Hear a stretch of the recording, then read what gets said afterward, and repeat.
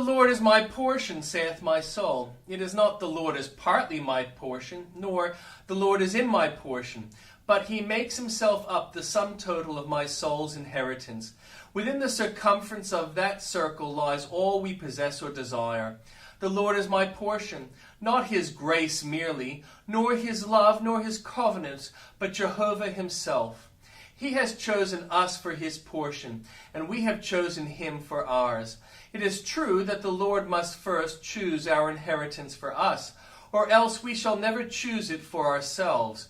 But if we are really called according to the purpose of electing love, we can sing, "Loved of my God for him again, with love intense I burn, chosen of him ere time began, I choose him in return." The Lord is our all-sufficient portion. God fills himself, and if God is all-sufficient in himself, he must be all-sufficient for us. It is not easy to satisfy man's desires. When he dreams that he is satisfied, anon he wakes to the perception that there is somewhat yet beyond, and straightway his hoarse leech in his heart cries, "Give, give." But all that we can wish for is to be found in our divine portion, so that we ask, "Whom have I in heaven but thee? And there is none upon earth that I desire beside thee." Well may we delight ourselves in the Lord, who makes us drink of the river of his pleasures. Our faith stretches her wings and mounts like an eagle into the heaven of divine love, as to her proper dwelling place. The lines have fallen to us in pleasant places.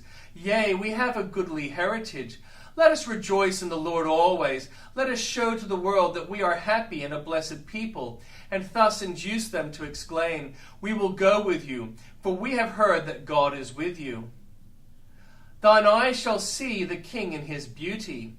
The more you know about Christ, the less you will be satisfied with superficial views of him, and the more deeply you study his transactions in the eternal covenant, his engagements on your behalf as the eternal surety, and the fullness of his grace, which shines in all of his offices, the more truly will you see the King in his beauty. Be much in such outlooks, long more and more to see Jesus. Meditation and contemplation are often like windows of agate and gates of carbuncle, through which we behold the Redeemer. Meditation puts the telescope to the eye and enables us to see Jesus after a better sort than we could have seen him if we had lived in the days of his flesh. Would that our conversation were more in heaven, and that we were more taken up in the person, the work, the beauty of our incarnate Lord. More meditation, and the beauty of the King would flash upon us with more resplendence. Beloved, it is very probable that we shall have such a sight of our glorious King as we never had before. When we come to die, many saints in dying have looked up from amidst the stormy waters and have seen Jesus walking on the waves of the sea, and heard him say, "It is I, be not afraid." Ah, yes, when the tenement begins to shake and the clay falls away, we see Christ through the rifts, and between the rafters the sunlight of heaven comes streaming in.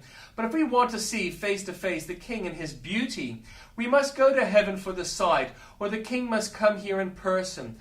Oh, that he would come on the wings of the wind! He is our husband, and we are widowed by his absence. He is our brother, dear and fair, and we are lonely without him. Thick veils and cloud hang between our souls and their true life. When shall the day break and the shadows flee away? O long-expected day, begin.